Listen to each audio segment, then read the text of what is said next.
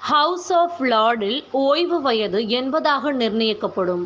Labour கட்சி வாக்குறுதி.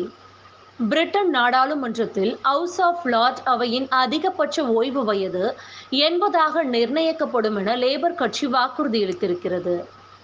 Britain பொது தேர்தலை முன்னிட்டு லேபர் கட்சி தேர்தல் அறிக்கையை வெளியிட்டுள்ளது. அதில் லேபர் கட்சி மீண்டும் பிரிட்டனில் ஆட்சிக்கு வந்தால் ஹவுஸ் ஆஃப் லார்ட் அவையில் ஓய்வு உச்சவரம்பு வயது 80ஆக நிர்ணயிக்கப்படும் என தெரிவித்துள்ளது.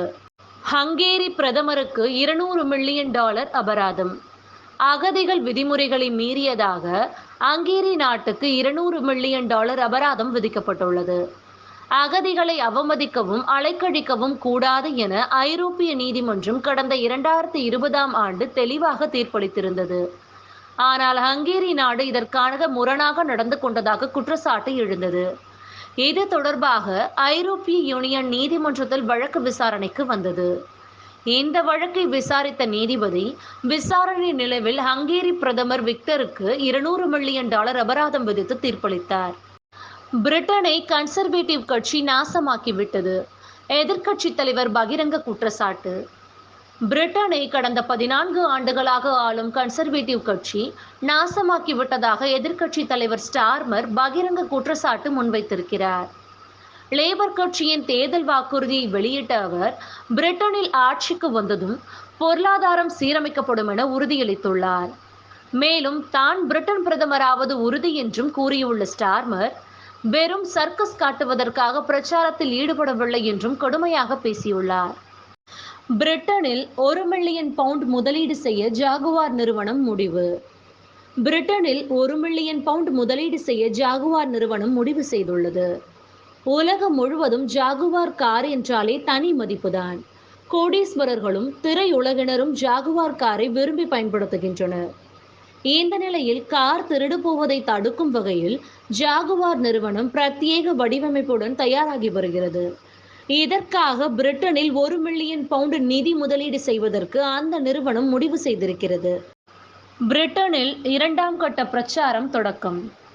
பிரிட்டனில் பொது தேர்தலை முன்னிட்டு 2ஆம் கட்ட பிரச்சாரம் இன்று தொடங்கியது. பிரிட்டன் பொது தேர்தல் ஜூலை 4ஆம் தேதி நடைபெற உள்ளது. முதற்கட்ட பிரச்சாரம் அனல் பறந்த நிலையில் எதிர்க்கட்சிகள் ஆளும் கட்சி மீது பல்வேறு குற்றச்சாட்டுகளை முன்வைத்துள்ளனர். இதேபோல கன்சர்வேட்டிவ் கட்சியும் அதன் தேர்தல் அறிக்கையை வெளியிட்டு எதிர்க்கட்சிகளின் வயிற்றில் புலியை கரைத்தது. இந்த நிலையில் 2ஆம் கட்ட பிரச்சாரம் இன்று தொடங்கியிருக்கிறது. இந்த பிரச்சாரத்தில் காரசார விவாதம் அரங்கேறும் என்று எதிர்பார்க்கப்படுகிறது.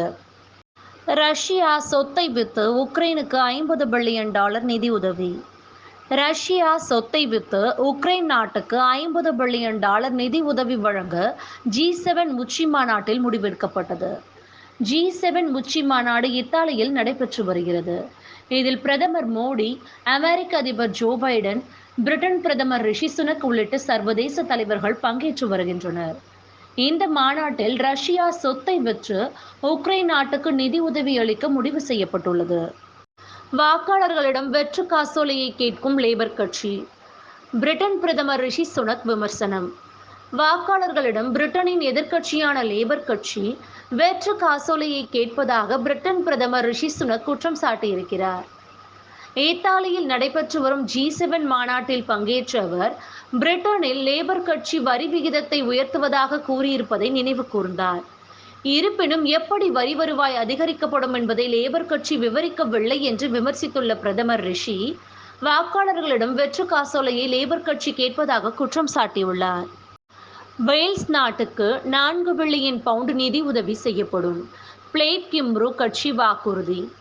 தாங்கள் மட்டும் ஆட்சிக்கு வந்தால் வேல்ஸ் நாட்டில் ரயில்வே திட்டத்தை மேம்படுத்துவதற்காக $4 பில்லியன் நிதி உதவி செய்யப்படும் என பிளேட் கிம்ப்ரூ கட்சி தலைவர் ரூன்ஹப் லார்வெட் வாக்குறுதி அளித்திருக்கிறார். பிரிட்டன் பொது தேர்தலை முன்னிட்டு வேல்ஸ் நாட்டிலும் வாக்குப்பதிவு நடைபெறுகிறது. இதையொட்டி தீவிர பிரச்சாரத்தில் ஈடுபட்டு வரும் பிளேட் கிம்ப்ரூ கட்சி இந்த வாக்குறுதியை அளித்திருக்கிறது. ஈரானிலிருந்து விடுவிக்கப்பட்டவர் பிரான்ஸ் வந்தார். ஈரானிலிருந்து விடுவிக்கப்பட்ட பிரான்ஸ் இளைஞர் தாயகம் திரும்பினார். பிரான்ஸை சேர்ந்த 30 வயது இளைஞர் லூயிஸ் கடந்த 2020ஆம் ஆண்டு ஈரான் சென்றார். அங்கு அந்த நாட்டுக்கு எதிராக அவர் உளவு வேலை பார்த்ததாக தெரிகிறது. இதனால் அவரை ஈரான் போலீசார் கைது செய்து சிறையில் அடைத்தனர். பின்னர் அவரை விடுவிக்க கோரி பிரான்ஸ் தூதரகம் ரீதியாக நடவடிக்கை எடுத்தது. இதன் பலனாக ஈரான் நீதிமன்றத்தால் விடுவிக்கப்பட்ட அவர் 2 ஆண்டுகள் கழித்து பிரான்ஸ் தலைநகர் பாரிஸுக்கு விமானத்தில் வந்து இறங்கினார். அவரது குடும்பத்தினர் கண்ணீர் மல்க அவருக்கு வரவேற்பு அளித்தனர்.